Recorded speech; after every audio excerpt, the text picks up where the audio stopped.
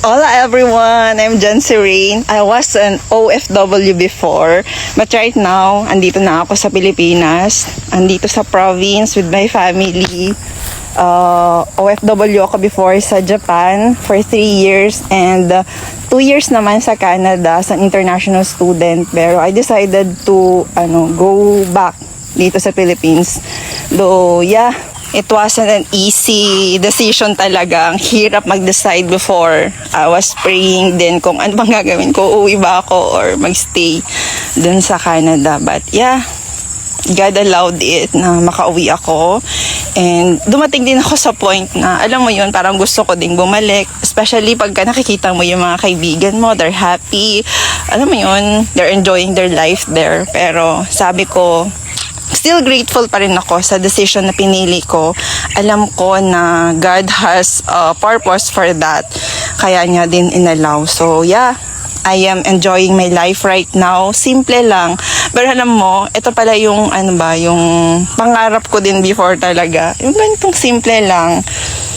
Pero masaya. I found yung yung genuine joy.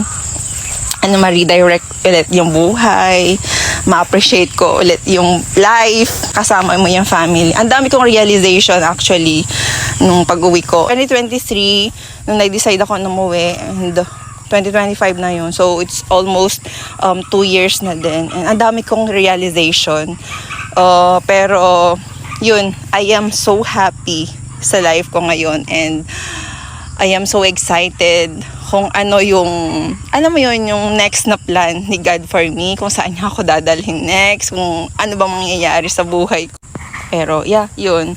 Tuloy-tuloy lang, alam mo, just keep the faith, trust the process, and don't forget to enjoy life. Kasi yun naman talaga di ba? We never know kung anong pwede mangyari the next day, next week, next month, next year.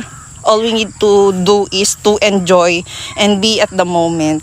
Enjoy lang yung buhay. Parang ngayon, kung ano yung feeling mo na makakapagpasaya sa'yo, feeling mo na mas makakabuti sa'yo, do it now. Ngayong araw na to. Kasi hindi natin alam, 'di ba, kung andito pa tayo bukas. So, yun, YOLO. We only live once. So, maximize natin yung buhay. Enjoy lang. So, yun lang. Bye!